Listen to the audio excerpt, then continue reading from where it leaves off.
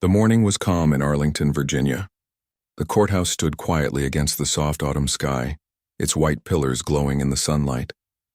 Inside, people filled the wooden benches waiting for their turn. Among them stood Sergeant Michael Harlan, a retired tomb guard.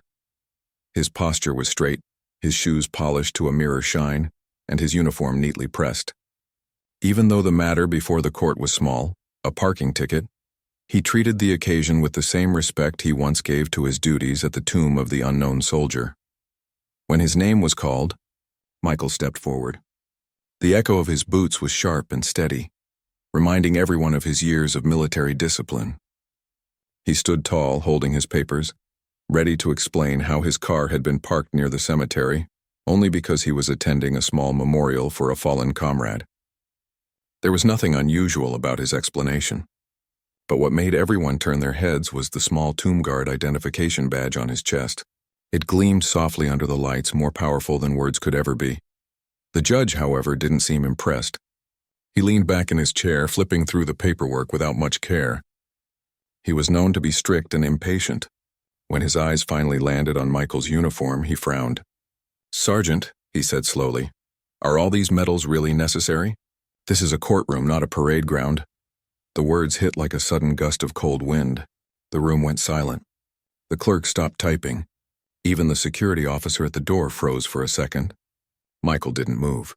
His eyes stayed forward, his expression calm, just as he had been trained to stand motionless for hours in the rain or snow while guarding the tomb. He spoke softly. "Sir, these are not for show. They represent years of service," but the judge chuckled. "Years of service or years of collecting shiny trinkets? Seems every soldier wants to display something to feel important." Gasps filled the room. A woman sitting in the front row whispered to her neighbor, "That's a tomb guard medal. Only a few ever earn that." Her voice trembled with disbelief. A young man behind her shook his head. Everyone knew that the tomb guard badge was not just another piece of metal. It symbolized endless hours of silent watch over the resting place of unidentified heroes. Michael didn't respond. He simply nodded slightly and lowered his gaze. His silence said more than words ever could. For a man who had stood guard in storms, for a man who had saluted the unknown and unseen, disrespect from one person could not break his dignity. Still, the tension in the courtroom grew heavier with every second. The judge continued to speak, his tone careless. "I see men like you all the time coming in here with medals and stories expecting special treatment." Michael shook his head gently. "No, Your Honor. I expect fairness, nothing more." His calmness only made the room more still. There was something about the way he spoke, measured, respectful, yet filled with quiet strength, that made even those sitting far away lean forward. They could sense that this man was not here to boast. He was here because of duty, the same duty that once made him march before the tomb with precision and pride. As the judge started to read out the next part of the case, Michael stood perfectly still. But inside, his heart felt heavy, not because of the insult, but because he realized that some people truly didn't understand what the tomb represented. The countless men and women who gave everything, their names lost to time, their stories untold. He had spent years honoring them with silence and respect. To him, each step before that marble tomb had meant something sacred. He remembered his training, how the sergeants would make them repeat their march until every motion was flawless, how they would polish their rifles and shoes until not a single speck of dust remained. Every detail mattered. Every second of their duty mattered. It wasn't about medals. It was about honor. The judge looked annoyed by Michael's stillness. "Well, Sergeant, do you have anything else to say for yourself?" Michael raised his eyes, steady and calm. "Only that I was there to honor a friend, sir. I accept any fine if it's due, but I will never apologize for wearing what I've earned." The courtroom fell silent once more. Even those who came for unrelated cases now sat quietly, their eyes fixed on the exchange. There was something rare and powerful in Michael's words, something that made them feel proud and ashamed at the same time. Proud of him and ashamed that his sacrifice was being questioned. The judge looked like he wanted to respond, but didn't. He cleared his throat, glancing at his watch, trying to move the hearing forward. But deep down he felt the unease spreading. He didn't realize it yet, but within minutes his world was about to change. At that very moment outside the courtroom, A black government car pulled up. A tall man in a perfectly pressed uniform stepped out, his chest decorated with medals that told stories of wars, bravery, and leadership. His presence alone commanded attention. General Raymond Cole was a name that carried weight in the military world. He had led men into battle, served across continents, and most of all, he had a personal connection with Sergeant Michael Harlan. The general had heard about what happened from a fellow officer earlier that morning. He didn't like what he heard. Without hesitation, he decided to come and witness it for himself. As he entered the courthouse, guards stood aside instantly. His stride was confident, his expression unreadable. Inside the courtroom, the judge still hadn't realized who was walking in. He was about to deliver his decision when the doors at the back suddenly opened with a firm push. The sound echoed sharply, making everyone turn. The light from the hallway spilled in, outlining the figure in uniform. People whispered, "Is that a general? What's he doing here?" Michael didn't move, but he recognized that familiar silhouette instantly. His old commanding officer was here, and in that instant, the entire mood of the courtroom shifted. Within 2 minutes, everything that had felt heavy and unfair was about to be set right. The doors of the courtroom swung open and every head turned. The sound of polished boots echoed sharply against the wooden floor as a tall figure in full dress uniform walked in. General Raymond Cole had arrived. His presence was commanding yet calm. Every medal and ribbon on his chest told a story of courage, service, and leadership. But it wasn't just the medals, it was the quiet confidence, the sense of authority that came naturally to a man who had spent decades leading others in the toughest situations imaginable. The judge, who had been flipping through papers just moments ago, froze mid-motion. His eyes widened as he recognized the general standing at the back of the room. The chatter that had begun to stir among the spectators immediately died down. The room grew still, almost as if time itself had paused to witness this moment. General Cole didn't rush. He didn't shout or demand attention.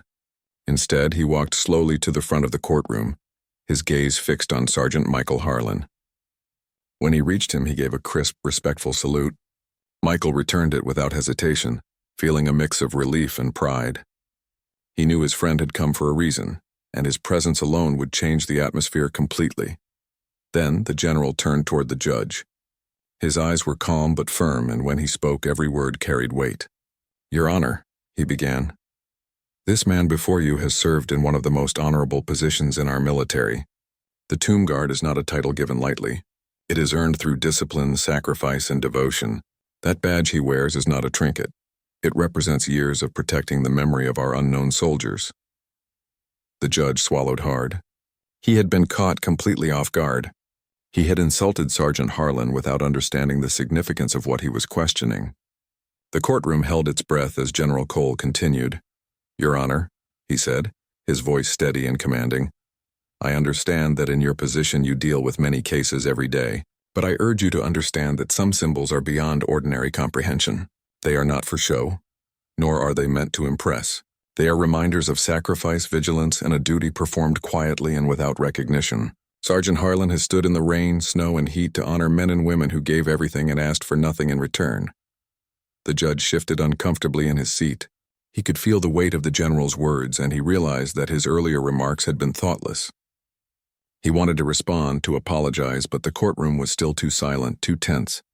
Even the spectators, some of whom had come for minor cases and had been indifferent before, now leaned forward, listening intently. General Cole took a step closer to the bench, his voice softer but no less powerful.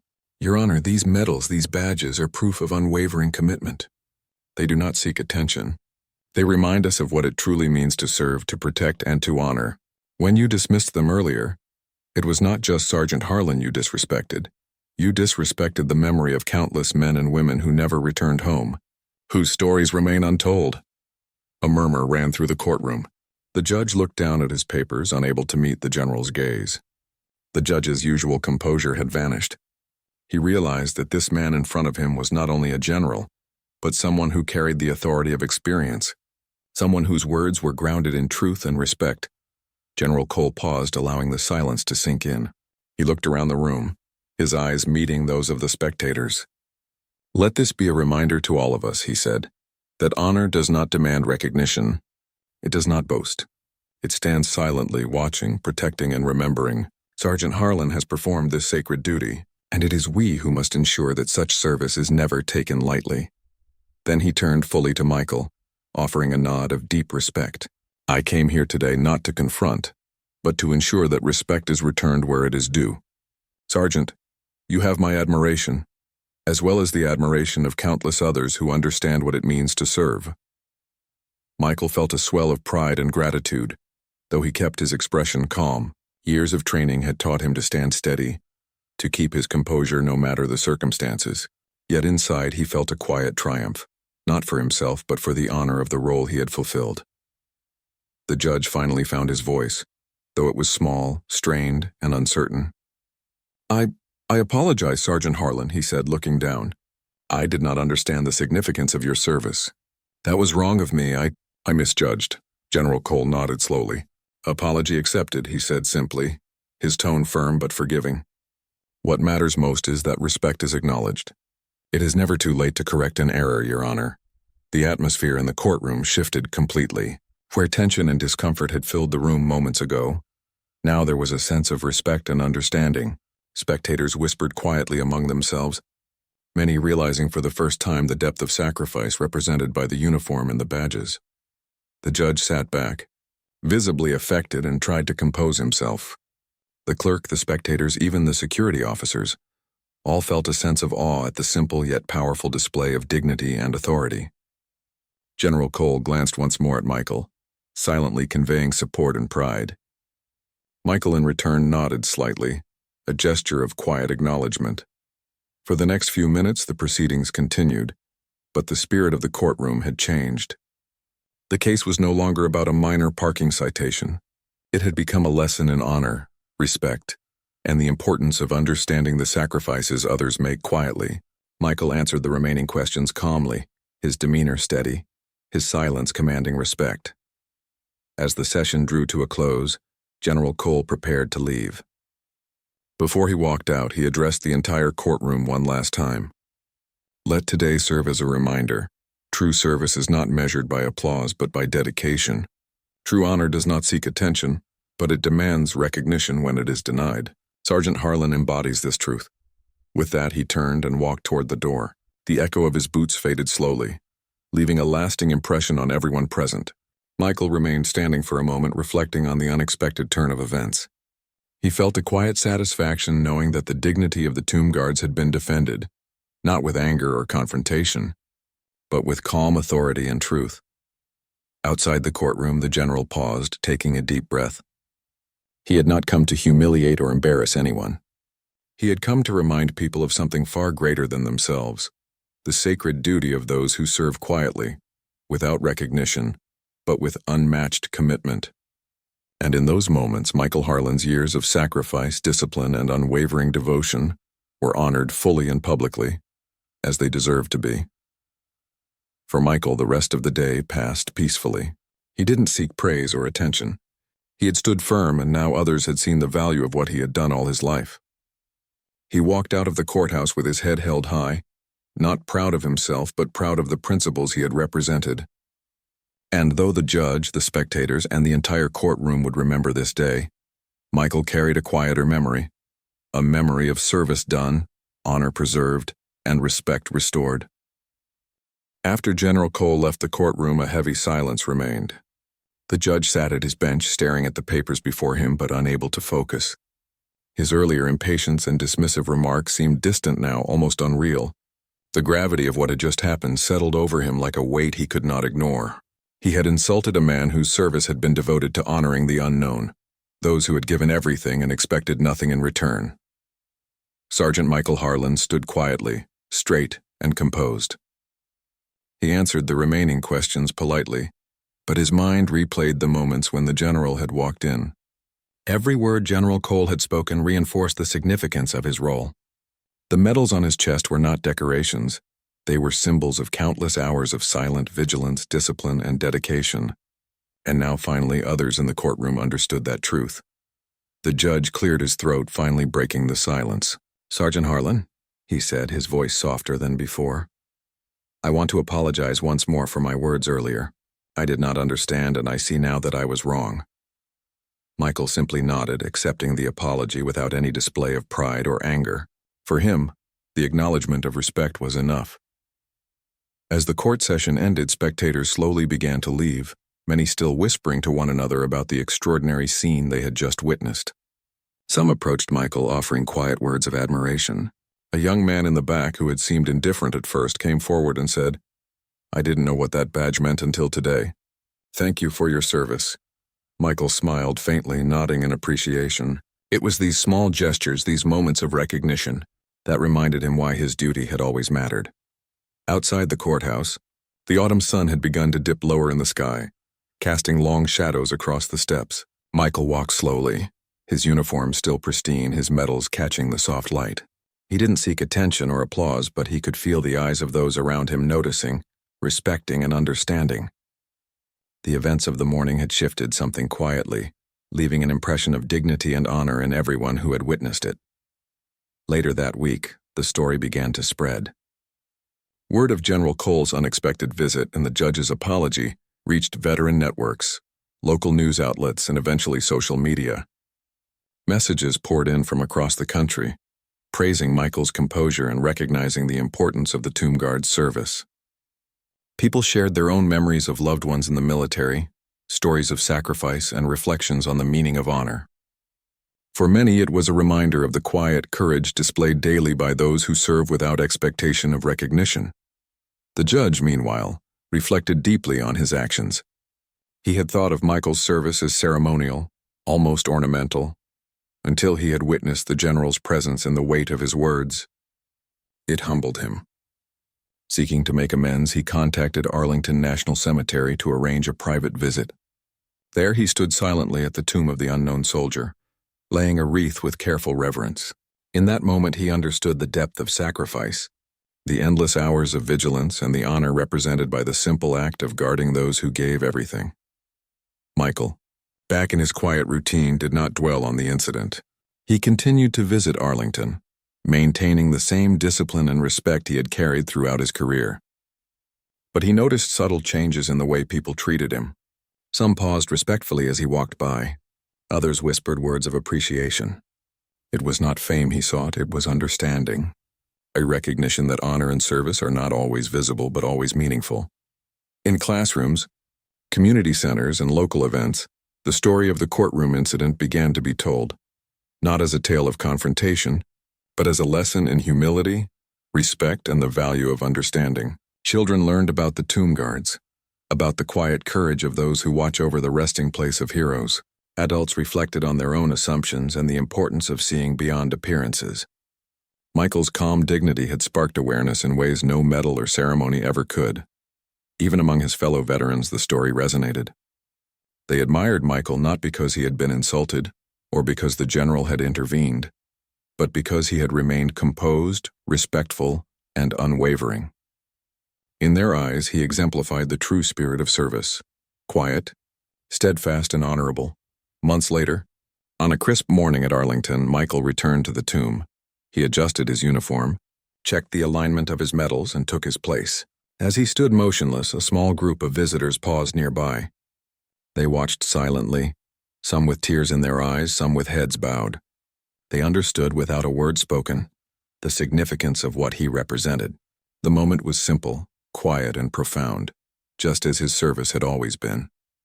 Michael's life continued, marked by the same dedication and respect that had carried him through his career. Yet the events in that courtroom had left a lasting impression on many others. The judge, inspired by the encounter, often spoke of the importance of understanding sacrifice and recognizing honor. General Cole, proud of his friend, continued to advocate for the recognition of those who serve in quiet, difficult roles. And Michael, as always, continued to stand watch, knowing that true service requires no audience, but deserves acknowledgement when it is denied. In the end, the story was not about confrontation, nor about who had authority in a courtroom. It was about respect, integrity, and the quiet power of living a life dedicated to others. Sergeant Michael Harlan had shown that dignity, patience, and unwavering commitment can change hearts and minds without raising a voice. And for those who witnessed it, the lesson was unforgettable. True honor never demands attention, but it leaves a mark that lasts a lifetime.